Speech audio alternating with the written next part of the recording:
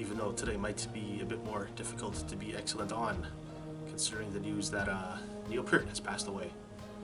And I just wanted to make a little video about him and his music in Rush and what it means to me and how it's a part of my life.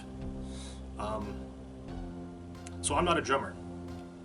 I'm sitting behind drums that were miraculously gifted to me by a dear friend and her dad. But I can play the drums. I don't consider myself a drummer. Neil Peart was a drummer. He was a hell of a drummer. Probably one of my top 3 drummers. There's Neil Peart, John Bonham from Led Zeppelin, and Ron Daylor from Mastodon. Those are my top 3 drummers, I would say. But his style was kind of loose, but still very precise and inventive. Like, he had so many signature parts that propelled the song and created tension and release within the song too. I think I first heard Rush back in junior high school or high school, so mid-90s I would say, early mid-90s. I probably heard Tom Sawyer first, although I don't remember exactly. I think it was Tom Sawyer. I probably saw the video on Much Music or something, and it took me a few years to really warm up to them and really get into them. I enjoyed the songs that they played on the radio and Much Music, like Tom Sawyer and Subdivision's Spirit of Radio. But I wasn't familiar with the deeper cuts. And that changed after I picked up Permanent Waves on CD. And one night after working, stocking the shelves at a grocery store, coming home from night shift at like 6 in the morning, laying in bed with headphones on, just listening to Permanent Waves, and being blown away by the song Jacob's Ladder. How it starts with like the drums are playing like a polyrhythm in alternating between 5 and 6, while the vocals and the keyboard part changes in 4.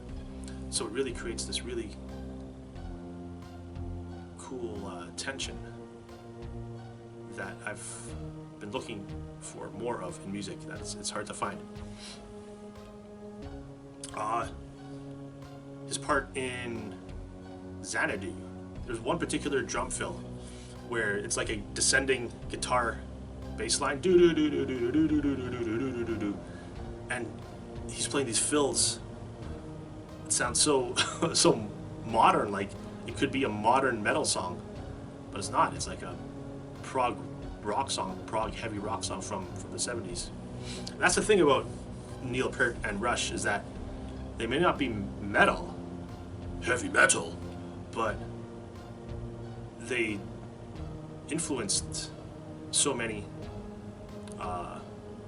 musicians, and they're probably the happiest sounding band that I've ever heard,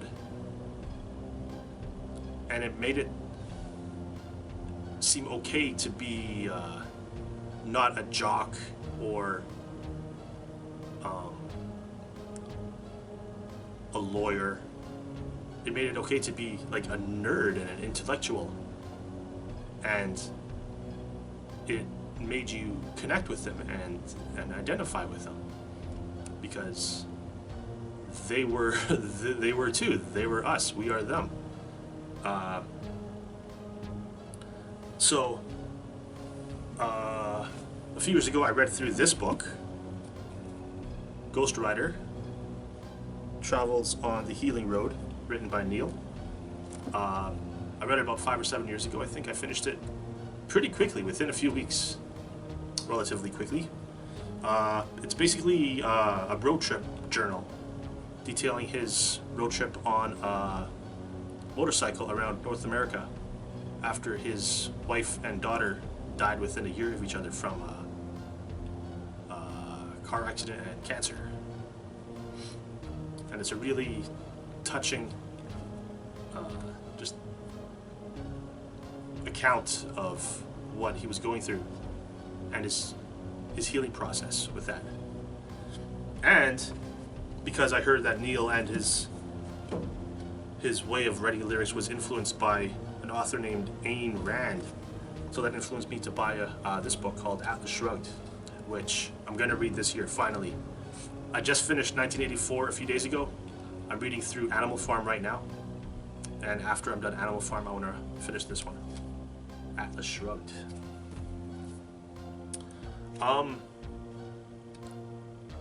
People say, I've often heard people say that they don't have any regrets in life. I have a few. One of my regrets is that I never saw Rush live. I had the chance to see them a few times. Most recently, I guess, what was that, 2012? Roughly around there, when they came here, I think, for their last album, Clockwork Angels. I think it was around that time. I wanted to go. I just didn't go because I figured they'd be back. And of course now they're not going to be because Neil is no longer here. But that leads me to a next point, is that maybe he still is here. Over the last couple of years, I've discovered, I guess, or realized maybe, or believed that our spirit, our soul, is really only contained by our physical body and our skin. But what we contribute to the world, be it through music or art, our connections with other people, our memories that we create with other people, that's our soul, I think. That's how we're immortal. And that's one way to become immortal, is by creating art, music, paintings, whatever. And that's basically it. That's how you become immortal. That's how you live after death, by making music, something that you love, something that touches people.